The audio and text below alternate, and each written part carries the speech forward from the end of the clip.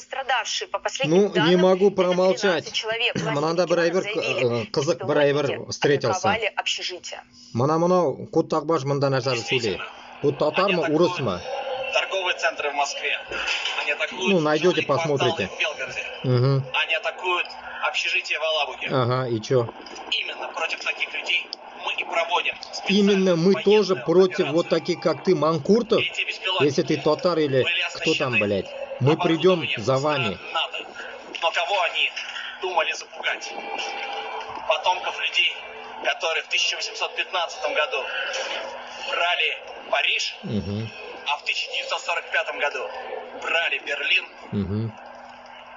не получится. Не получится.